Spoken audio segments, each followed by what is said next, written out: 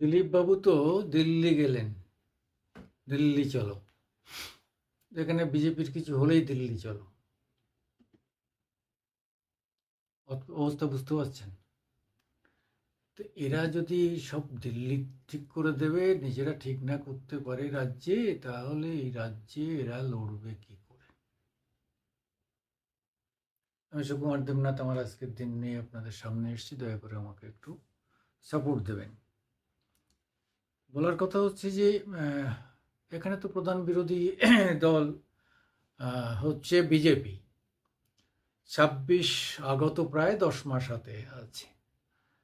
এখন যদি ওয়েস্ট বেঙ্গলে বিজেপির ভিত শক্ত না হয়, তাহলে তারা যে প্রত্যাশা করছে যে 26-এ হিন্দু ভোট নিয়ে তারা আসতে পারবে, এবং কালিয়াগঞ্জে দেখা গেল যে হিন্দু ভোটের প্রায় সবটাই তারা পেয়েছে, এই যদি ট্রেন্ড হয় তাহলে তো সত্যি তো বিজেপির কিছুটা আশা ভরসা আছে 2026-এ পশ্চিমবঙ্গে আর কি। তো সেটা করতে গেলে তো একটা শক্ত সুপরিকল্পিত মানে রণকৌশল তৈরি করার উপযুক্ত নেতা নেত্রী বাহিনী দরকার, যারা লিড করবে। যদি নেতা ঠিক না হয়, তাহলে তাদের পক্ষে সবটাই জ্বলে যাবে। সব প্রচেষ্টা 2021-এ 200 পার করতে করতে করতে করতে যে 77-এ ঠেকে গেল।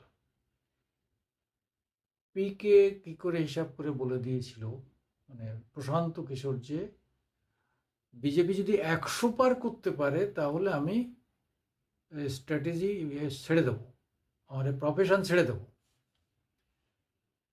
ভাবতে পারেন, তারা কিন্তু বলেছিল। সেটা যদি হয় তাহলে তাহলে অবস্থাটা কি ভাবুন। সেইটা যদি হয় তাহলে, মানে খেটে যায় যদি, তাহলে বুঝতে হবে যে তৃণমূলের পরিকল্পনা কত সুনিশ্চিত। 19-এ খারাপ রেজাল্ট হওয়ার জন্যেই 21-এর দুর্বলতা কাটাতে গিয়ে তৃণমূল ভাড়া করেছিল পিকে, মানে সংখ্যায় পিকে, প্রশান্ত কিশোর, আপনারা সবাই জানেন, নতুন কিছু নয়। এবং তিনি সেটা রেজাল্ট করে দেখালেন,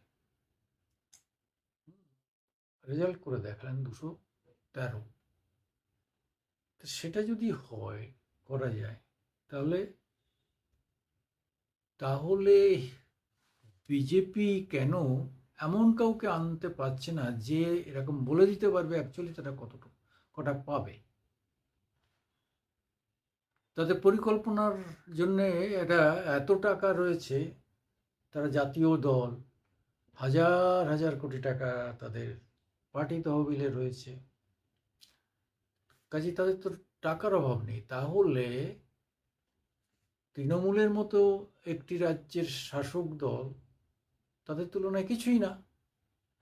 তারা যদি একজন পরিকল্পক রাখতে পারে পয়সা দিয়ে, তাহলে বিজেপি তেমন ওয়েস্ট বেঙ্গলে তেমন কিছু করতে পারে না কেন? এবং সেটা করার পরেই তো তাদের সভাপতি কে হবে ইত্যাদি, কে কোন পদে থাকবে, কি হবে, তার একটা পরিষ্কার চিত্র তৈরি করতে পারত তারা।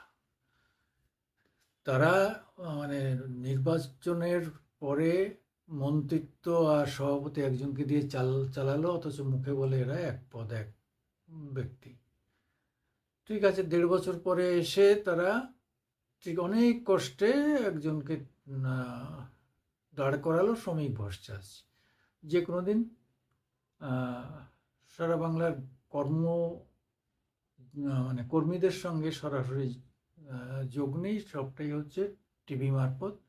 এবং একবার তিনি দাঁড়িয়েছিলেন বসিরহাট না কোন দিকে, সেখানে হেরেছেন। এই রাজ্যসভা মানে থেকে তিনি রাজ্যসভায় গিয়েছিলেন। এরকম সুবক্তা, জ্ঞানী, হ্যাঁ, এ ব্যাপারে কোনো সন্দেহ নেই। অনেকের থেকে তার কথা বলার ভঙ্গিমা অনেক কিছু ভালো।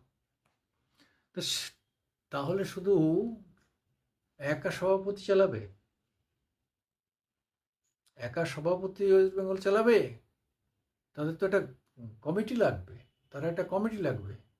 সহসভাপতি কে হবে, সম্পাদক কারা হবে, জেনারেল সাধারণ সম্পাদক কারা হবে, কমিটির সদস্য কারা হবে, এটা করা গেল না।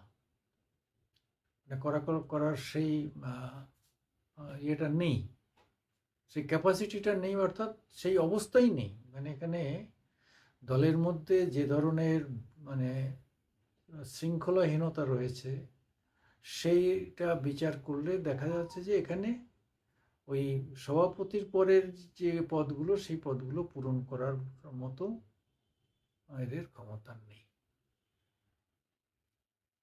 যাই হোক, আমি আর কি বলবো, আমি আজকের দিন থেকে আপনাদের সবাইকে সাদরে আমন্ত্রণ জানাচ্ছি। আপনারা আমাদের একটু সাপোর্ট করবেন, সাবস্ক্রাইব করবেন, মতামত দেবেন। আমার কথার পরিবর্তে আপনাদের যদি কিছু বলার থাকে, তাহলে তার উত্তর দিলে আমি একটু শিক্ষিত হতে পারবো, আপনাদের কাছ থেকেও অনেক ক্লু পাবো।